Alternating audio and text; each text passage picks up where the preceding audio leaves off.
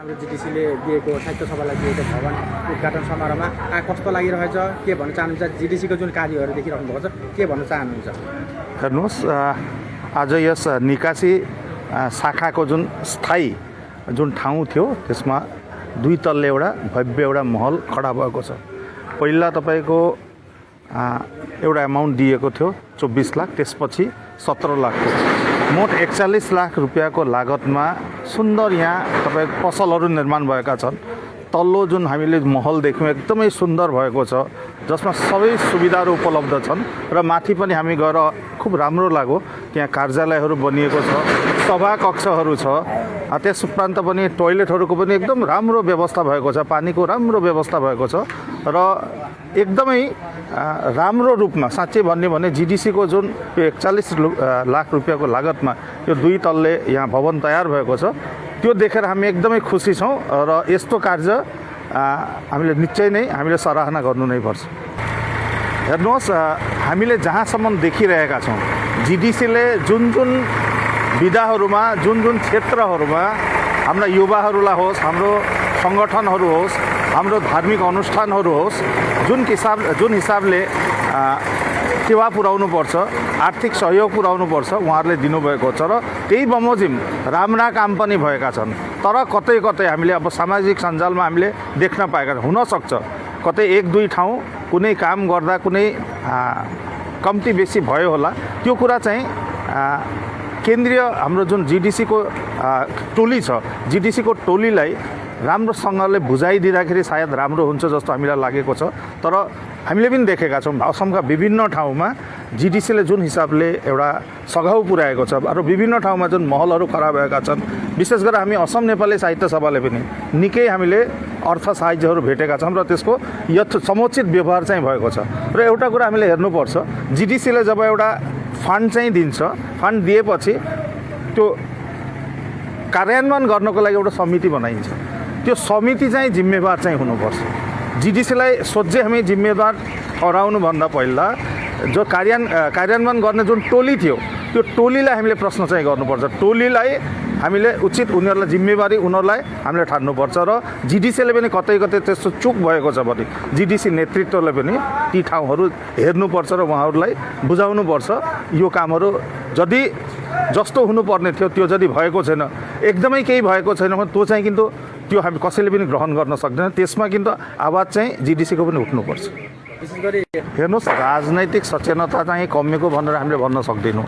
हामी सधैँदेखि नै हामीले माग उठाएर आइरहेका छौँ। हाम्रो पनि प्रतिनिधित्व चाहिँ रहनुपर्छ। त्यो कङ्ग्रेस पार्टी होस्, त्यो बिजेपी पार्टी होस्, त्यो एजिपी होस्, हाम्रो गोर्खा मूलका व्यक्तित्वहरूलाई पनि आसन चाहिँ दिनुपर्छ। तर हामीले अहिले देख्यौँ कङ्ग्रेसको पनि जुन 42वटा सिट चाहिँ अहिले डिक्लेरेसन भइसकेको छ। हामीले सोचेका थियौँ 1-2 जना उम्मेदवार निश्चय नै आउने छन्, त्यो हामीले भेटेका छैनौँ। हामी सबै पार्टीलाई पुनः हाम्रो एउटा अनुरोध छ, हाम्रो पनि व्यक्तिहरूलाई, गोर्खा व्यक्तिहरूलाई पनि हामीलाई कतिपय टिकट चाहिँ दिनुपर्छ। त्यो दिँदाखेरि के हुन्छ भने सबै जातिप्रति एउटा न्याय गरे जस्तो हुन्छ र त्यो चाहिँ हामी चाहन्छौँ। हाम्रो राजनैतिक सचेतनताको कमी भएको छैन। आक्सुले पनि त्यही मागिरहेको छ, असम नेपाली साहित्य सभाले पनि चाहन्छ, गोर्खा सम्मेलन पनि चाहन्छ, भारतीय गोर्खा परिसङ्घले पनि चाहन्छ। हाम्रो प्रतिनिधित्व सबै ठाउँमा हुनुपर्छ, त्यो हाम्रो माग छ।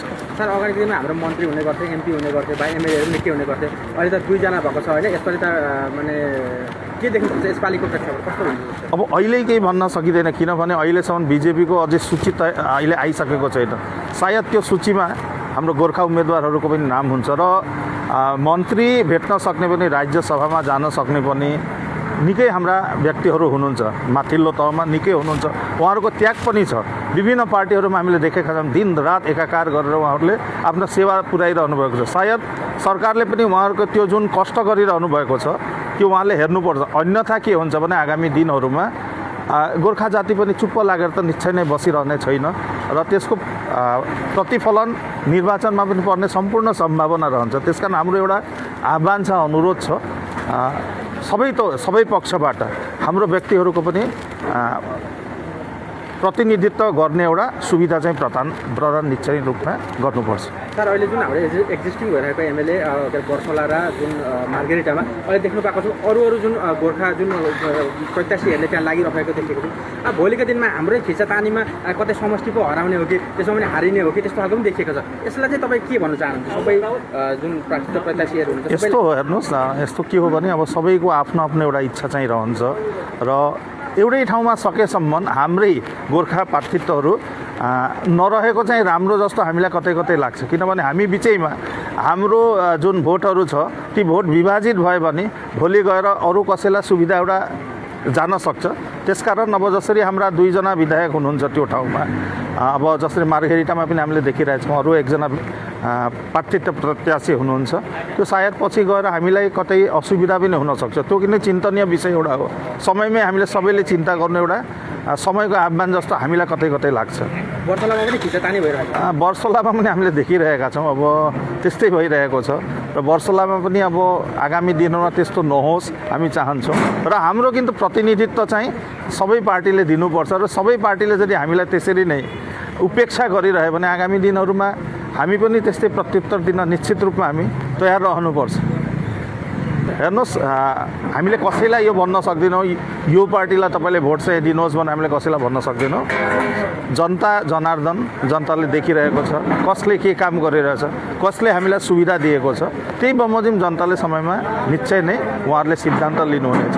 र हामीले हेर्नुपर्छ जसले हामीलाई सुविधा चाहिँ उपलब्ध गराउँछ, जसले हामीमाथि एउटा हेरिरहेको छ, जसको कृपा दृष्टि हामीमा रहेको छ, जसले आगामी दिनहरूमा हामीलाई विपदबाट बचाउन सक्छ, त्यसरी निर्वाचनको समयमा हामी त्यसरी सिद्धान्त चाहिँ लिनुपर्छ।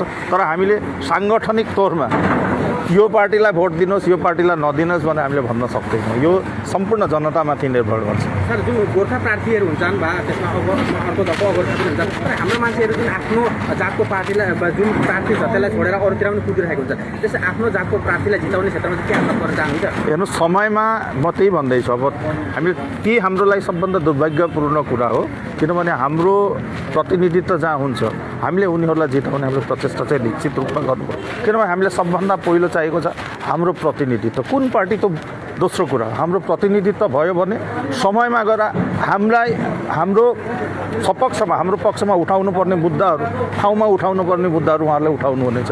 त्यो कुन पार्टी त्यो असर गर्दैन, तर हुनुपर्छ। र त्यसकारण हामी पनि अलिकति सचेतन भएको राम्रो। आफ्नो जातको प्रार्थी जहाँ छ त्यही नै भोट हाल्नु। त्यो चाहिँ अब हामीले सिद्धान्त चाहिँ लिनु समय आएको छ। तर त्यसमा